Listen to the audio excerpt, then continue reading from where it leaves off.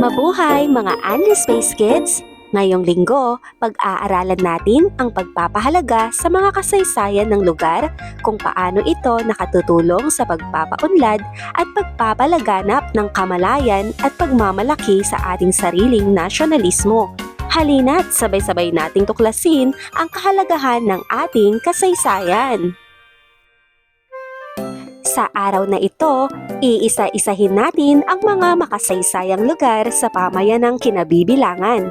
Ipapaliwanag natin na ang mga makasaysayang lugar sa pamayanang kinabibilangan ay mahalagang kilalanin, pangalagaan at pagyamanin upang ipaalala ang mga kabayanihan ng mga Pilipino o ang kahalagahan ng kasaysayang lugar.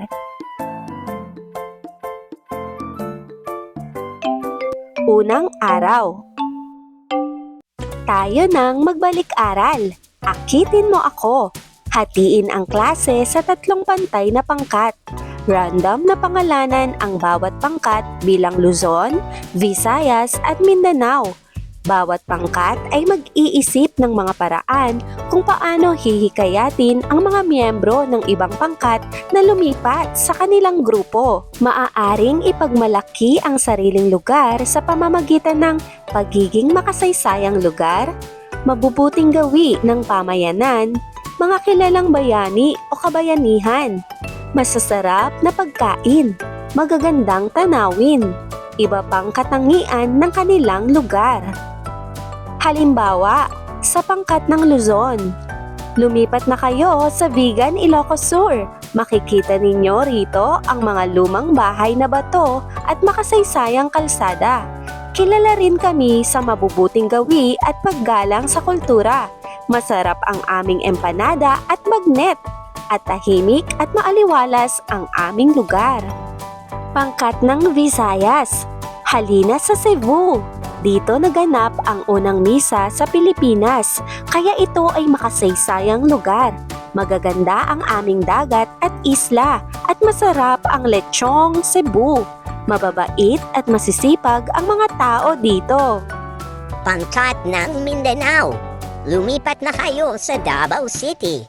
Malinis at maayos ang aming lungsod. Dito matatagpuan ang Mount Apo, ang pinakamataas na bundok sa Pilipinas. Masarap ang aming durian at tamelo at mapayapa ang aming pamayanan. Kayo naman mga bata, sabihin ang inyong pangkat at lugar at kung bakit mas magandang lumipat sa inyong lugar. Sa hudyat ng guro, sabay-sabay na isigaw ng mga pangkat, lumipat ang gustong lumipat. Bibilangin ang mga lilipat na miyembro sa bawat pangkat. At sagutin ang tanong, bakit ka lumipat sa ibang lugar o bakit ka nanatili sa iyong lugar? Talakayin ang mga sagot ng mga mag-aaral.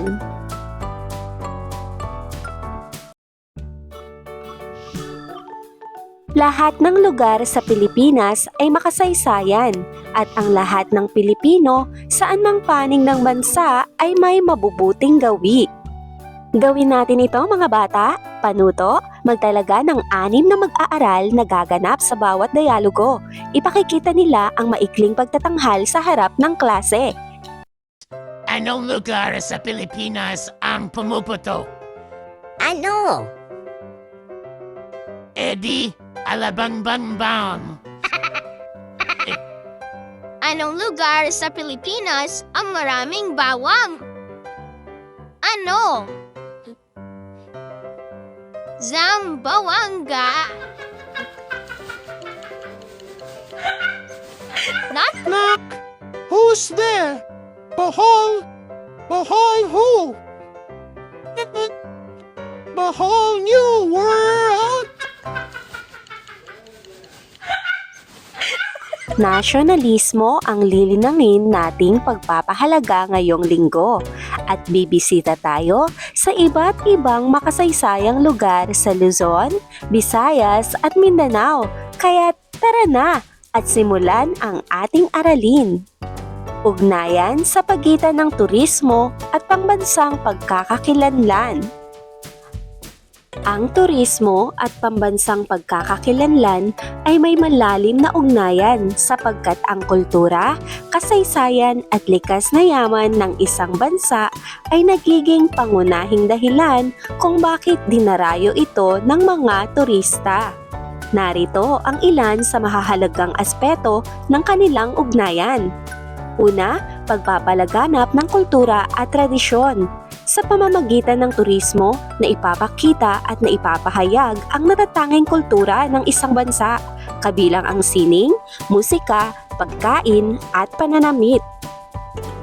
Ang mga turistang bumibisita ay nagkakaroon ng mas malalim na pag-unawa at pagpapahalaga sa pambansang pagkakakilanlan ng isang lugar. Pagpapanatili ng pamanang kultural. Ang turismo ay nagbibigay daan sa konserbasyon at pagpapanatili ng makasaysayang lugar, monumento at iba pang pamanang kultural. Ang kita mula sa turismo ay maaaring gamitin upang mapangalagaan ang mga ito para sa susunod na henerasyon. Pagpapalakas ng pambansang identidad. Ang patuloy na pagbisita ng mga turista ay nagsisilbing inspirasyon sa mga mamamayan upang ipagmalaki at pagyamanin ang kanilang sariling kultura. Nakakatulong ito sa pagpapalakas ng diwa ng nasyonalismo at pagpapahalaga sa sariling bansa. Pag-unlad ng ekonomiya. Ang sektor ng turismo ay isang mahalagang bahagi ng ekonomiya ng maraming bansa. Sa pamamagitan ng turismo, lumilikha ng trabaho sa sektor ng transportasyon, akomodasyon at serbisyo na siyang nagpapalakas ng pambansang ekonomiya at nagpapakita ng kakayahan ng bansa sa pandaigdigang antas. Pagpapakilala ng bayan sa pandaigdigang entablado. Ang matagumpay na turismo ay nagiging daan upang makilala ang isang bansa sa buong mundo. Dahil dito, mas nagkakaroon ng positibong imahe ang bansa at mas napapalakas ang ugnayan nito sa ibang mga bansa. Ang Pilipinas ay kilala sa mundo ng turismo. Bukod sa mga nagkagandahang tanawin at destinasyon, kilala ang Pilipinas sa mga panlalawigang pagdiriwang ng kapistahan, katulad ng sa Davao City, Aklan, Baguio City, Cebu, at Quezon. Panuto, basahin ang paglalarawan sa mga lugar na ito ayon sa mga kilalang kapistahan nito at sabihin ang mga mabubuting gawi ng kanilang lalawigan. Ang Kadayawan Festival ay isang pagdiriwang na tradisyonal na pinagsasama-sama ang mga katutubo at mga residente ng Davao upang ipagdiwang ang masaganang ani at ipakita ang pagkakakilanlan ng mga lokal na komunidad. Anong mabuting gawi ng mga taga Davao ang pinapakita ng Kadayawan Festival?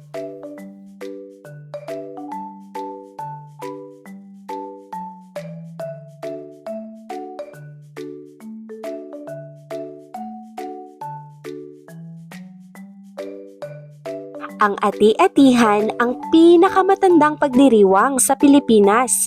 Ang tradisyonal na kaganapang ito ay ipinagdiriwang ang pagtanggap ng mga unang Kristiyanong misyonaryo sa Pilipinas ng mga sinaunang katutubo sa bansa at pinarangalan rin si Santo Niño, ang sanggol na si Jesus.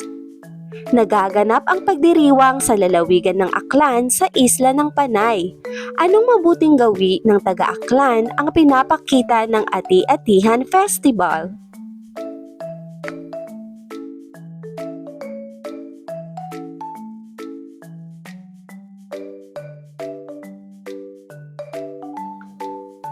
Ang Panagbenga Festival, madalas na tinatawag na Baguio Flower Festival, ay isang buwang pagdiriwang na karaniwang tumatagal mula Pebrero hanggang Marso. Ito ay itinatag noong 1976 bilang isang paraan upang mapalakas ang turismo at aktibidad ng ekonomiya sa Baguio City. Ang kaganapang ito ay naging isang makabuluhang kultural na selebrasyon na hinihimok ang mga bisita sa buong mundo upang saksihan ang Grand Float Parade at mga street dancing competition nito. Ano ang mabuting gawi ng mga taga Baguio ang pinapakita ng Panagbenga Festival?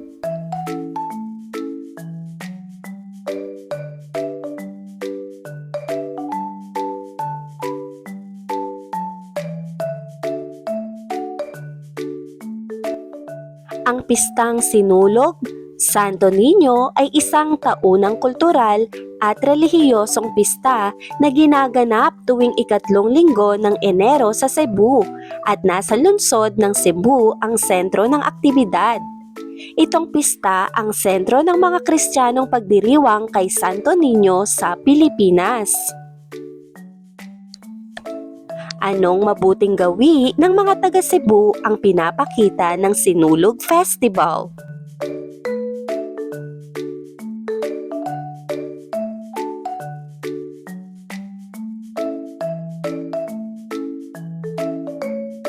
Ang Pahiyas Festival ay isang harvest festival sa Pilipinas na nagaganap taon-taon bilang parangal sa patron ng mga magsasaka na si San Isidro Labrador.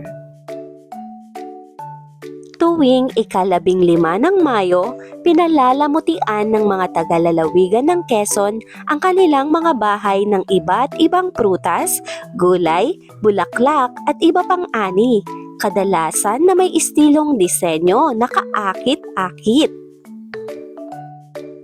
Anong mabuting gawi ng mga taga Quezon ang pinapakita ng Pahiyas Festival?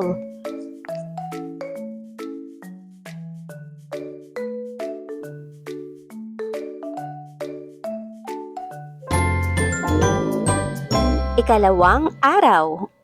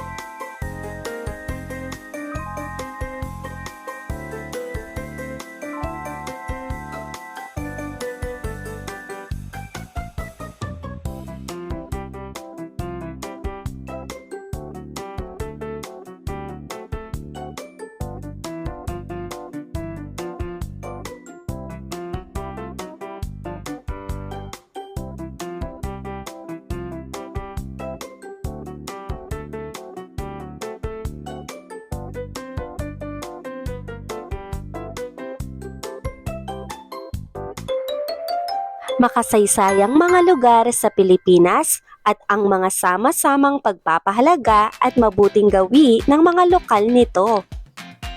Ang Pilipinas ay mayaman sa makasaysayang lugar na hindi lamang nagsisilbing patunay ng ating mayamang kasaysayan, kundi nagpapakita rin ng mga pagpapahalaga at mabuting gawi ng mga lokal na naninirahan dito.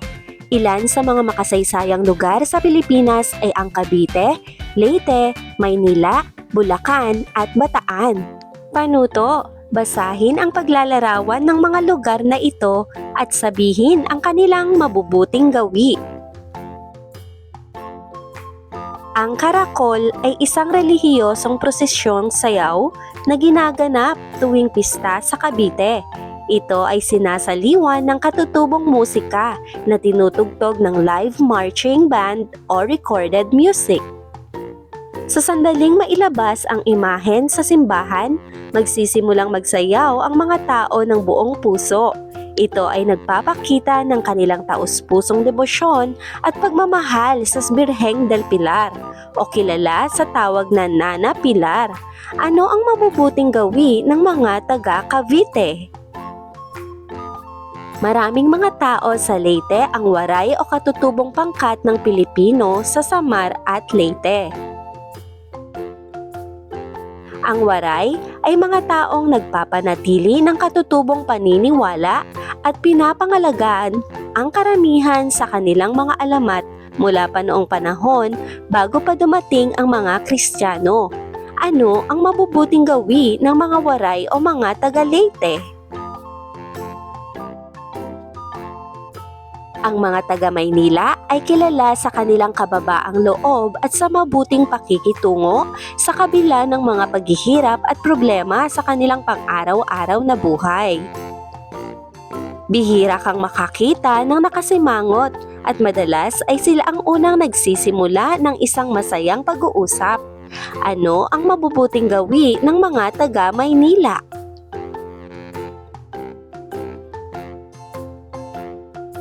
Ang Bulacan ay kabilang sa mga pinaka-progresibong lalawigan sa Pilipinas. Ang mga mamamayan nito, ang mga Bulakenyo, ay mataas ang pinag-aralan at masipag. Ang lalawigan ng Bulacan sa Pilipinas ay isang uliran at mapayapang komunidad. Ito ay isang kanlungan para sa negosyo at pamumuhunan. Ano ang mabubuting gawi ng mga Bulakenyo?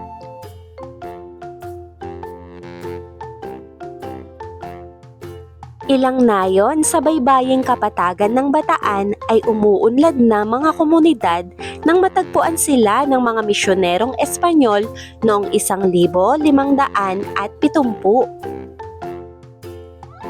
Ang mga baybaying nayon na ito ay pinaninirahan ng mga katutubo na karamihan ay mangingisda at magsasaka. Ang Bataan ay kabilang sa mga unang lalawigang nag-alsa laban sa paniniil ng mga Espanyol. Sina Pablo Tecson at Tomas del Rosario ay naging prominente sa Malolos Convention noong 1878 at naging instrumento sa pagtiyak na ang mga Pilipino ay nagtatamasa ng kalayaan sa relihiyon. Ano ang mabubuting gawi ng mga taga-Bataan? Isulat ang letra ng tamang sagot sa iyong notebook.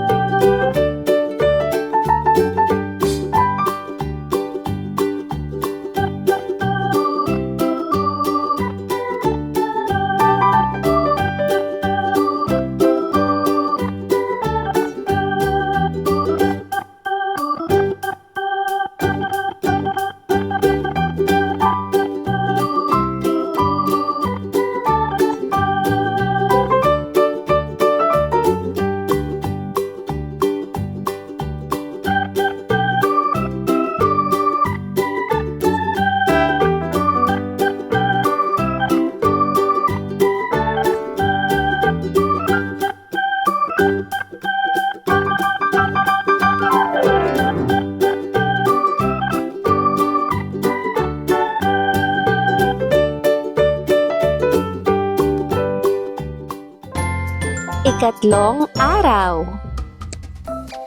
Panuto, magbigay ng isa o dalawang lugar na iyong napuntahan na nais muling balikan. Bakit mo ito babalikan?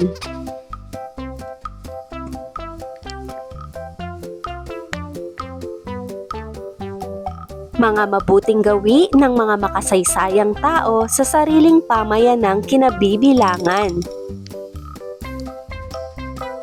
Kapag pinag-uusapan ang makasaysayang tao, mga bayaning sina Jose Rizal ang unang pumapasok sa isip. Ibinahagi ni Medel kung sino ang makabagong bayani sa ating panahon ngayon. Mga overseas Filipino workers, ang delivery riders, mga manggagawa sa pangangalagang pangkalusugan, healthcare workers, mga bombero, opisyal ng pulisya, tauhan ng militar, voluntaryo at katulong sa komunidad, volunteers and community helpers.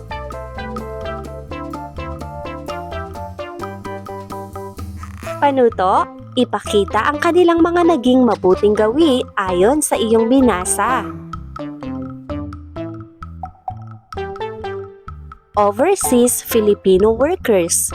Sa Pilipinas, naging bahagi na ng kultura ang palaging pagbibigay importansya at pagpapakita ng malaking halaga sa mga pamilya at mahal sa buhay.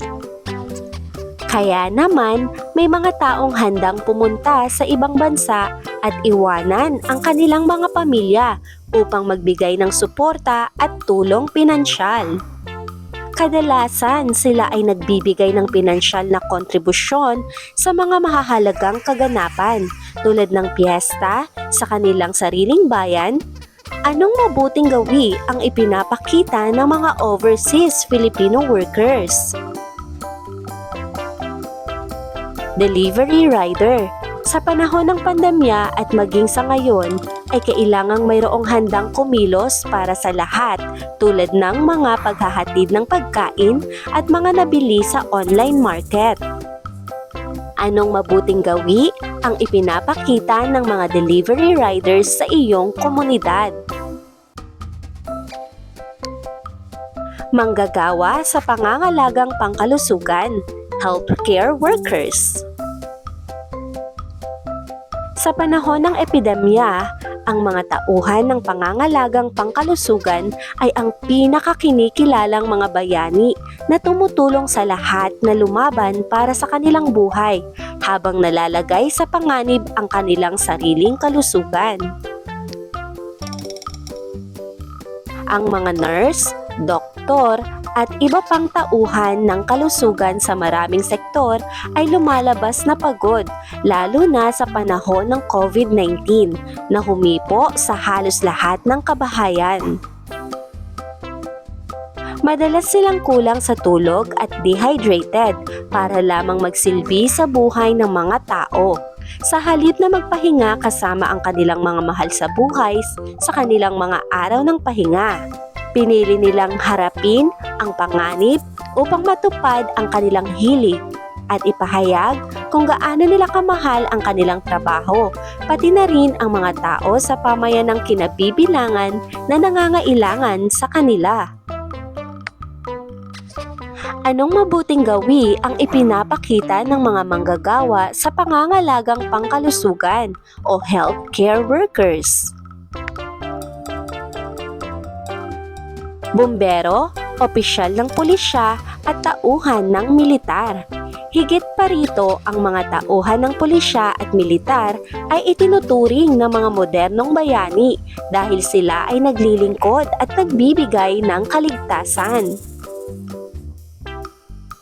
at mga pangangailangan para sa lahat sa ating komunidad, lalo na sa pagsubaybay sa lahat ng dumadaan at pumapasok sa mga hangganan ng iba't ibang bahagi ng bayan. Ang ilang mga tao ay tumatanggap ng mga utos sa paglilipat at kailangan maghintay ng ilang buwan bago nila mabisita ang kanilang mga mahal sa buhay. Hindi pa banggitin ang panganib na kanilang tinatakbuhan sa tuwing makakasalubong nila ang mga rebelde at kriminal. Dagdag pa rito, ang ating matatapang na bumbero ay patuloy na tumutugon sa mga tawag para sa serbisyo. Lubos nilang pinahahalagahan ang kanilang trabaho. Anong mabuting gawi ang ipinapakita ng mga bumbero, opisyal ng pulisya at tauhan ng militar?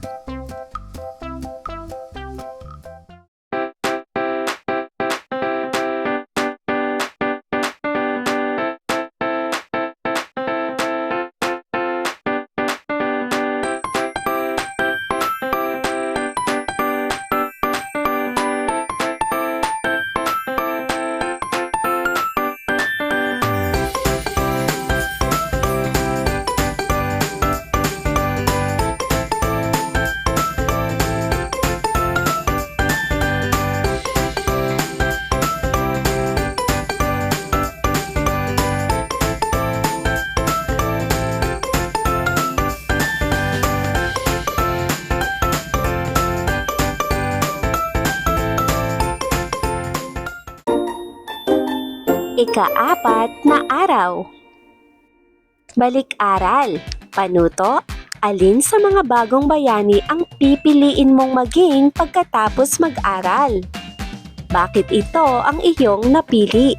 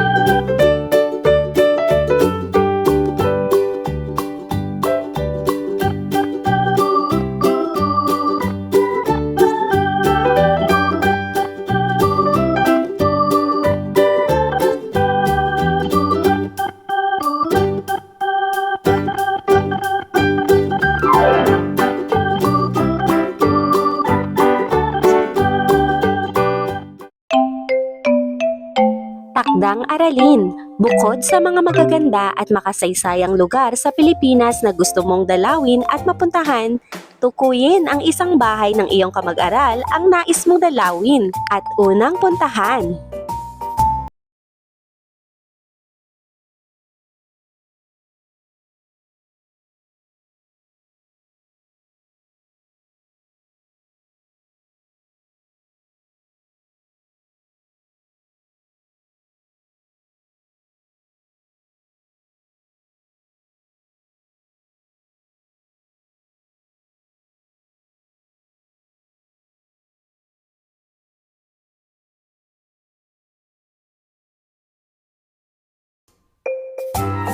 Lahat ng worksheets sa video lesson na ito ay matatagpuan sa description box. Huwag kalimutang mag-subscribe at i-follow ang aming Facebook page sa Grade 4 Learning Hub 5.0. Hanggang sa muli mga Anli Space Kids, paalam!